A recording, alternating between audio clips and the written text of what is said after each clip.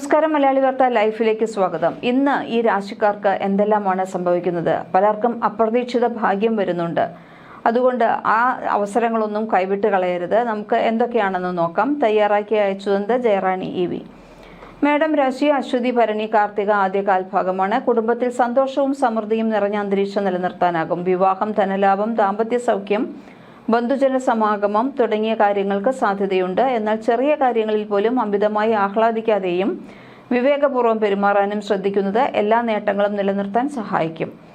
ഇടവം രാശി കാർത്തിക അവസാന മുക്കാൽ ഭാഗം, രോഹിണി മകയിരം ആദ്യ പകുതി ഭാഗം. ജീവിതത്തിൽ സന്തോഷവും അഭിവൃദ്ധിയും നിറഞ്ഞ സമയമാണ്.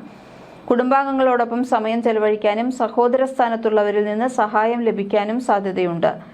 എങ്കിലും ലഭിക്കുന്ന സഹായങ്ങൾ ശരിയായ രീതിയിൽ വിനിയോഗിക്കാൻ കൂടി ശ്രദ്ധിക്കണം. എടുക്കുന്ന തീരുമാനങ്ങളിൽ വ്യക്തമായൊരു കാഴ്ചപ്പാട് ഉണ്ടാകുന്നത് ഗുണകരമായിരിക്കും. മിഥുനൻ രാശി മകയിരം അവസാന പകുതി ഭാഗം, തിരുവാതിര പുണർത്തം ആദ്യ മുക്കാൽ ഭാഗം. ഈ ദിവസം ഭൂമി സംബന്ധമായ കാര്യങ്ങളിൽ വലിയ നഷ്ടമുണ്ടാകാനാണ് സാധ്യത. പുതിയ ഭൂമി വാങ്ങുകയോ വിൽക്കുകയോ ചെയ്യുന്നത് താൽക്കാലികമായി മാറ്റിവെക്കുന്നത് ഉചിതമാണ്. സാമ്പത്തിക കാര്യങ്ങളിൽ ശ്രദ്ധക്കുറവ് വരാതെ നോക്കണം. ഓരോ ഇടപാടിനും മുൻപ് വിശദമായി പരിശോധിക്കുകയും ചെയ്യുന്നത് ഭാവിയിലെ പ്രശ്നങ്ങൾ ഒഴിവാക്കാൻ സഹായിക്കും. കർക്കിടകം രാശി പുണർദം അവസാന കാൽഭാഗം, പൂയം ആയില്യം. കുടുംബപരമായും തൊഴിൽപരമായും ചില വെല്ലുവിളികൾ നേരിടാൻ സാധ്യതയുണ്ട്. മാനസികവും ശാരീരികവുമായ സമ്മർദ്ദങ്ങൾ വർദ്ധിച്ചേക്കാം. ബിസിനസ്സിൽ തിരിച്ചടികൾ ഉണ്ടാവാതിരിക്കാൻ ജാഗ്രത പുലർത്തുന്നത് നല്ലതാണ്. പ്രതിസന്ധികളെ ക്ഷമയോടെയും വിവേകത്തോടെയും നേരിടാൻ ശ്രമിക്കുക. ചിങ്ങം രാശി മകം പൂരം ഉത്രം ആദ്യ കാൽഭാഗം. പുതിയ വാഹനം വാങ്ങാനോ റിയൽ എസ്റ്റേറ്റ് മേഖലയിൽ നിക്ഷേപം നടത്താനോ ആഗ്രഹിക്കുന്നുണ്ടെങ്കിൽ ഇത് അനുകൂലമായ സമയമാണ്. ശ്രദ്ധാപൂർവ്വം നടത്തുന്ന നിക്ഷേപങ്ങൾ വലിയ ലാഭമുണ്ടാക്കിയേക്കാം. എങ്കിലും സാമ്പത്തിക തീരുമാനങ്ങൾ എടുക്കുന്നതിന് മുൻപ് എല്ലാ കാര്യങ്ങളും വിശദമായി വിലയിരുത്തുന്നത് ഉചിതമാണ്. കന്നിരാശി ഉത്രം അവസാന മുക്കാൽ ഭാഗം, അത്തം ചിത്തിര ആദ്യ പകുതി ഭാഗം. ഭാര്യ ഭർത്താക്കന്മാർ തമ്മിൽ അസ്വാരസ്യങ്ങൾ ഉണ്ടാകും. ഇത് ബന്ധങ്ങളിൽ അഭിപ്രായ വ്യത്യാസങ്ങൾക്ക് കാരണമാകാൻ സാധ്യതയുണ്ട്. സംസാരത്തിൽ വാക്കുകൾ ശ്രദ്ധയോടെ തിരഞ്ഞെടുക്കുന്നത് നല്ലതാണ്.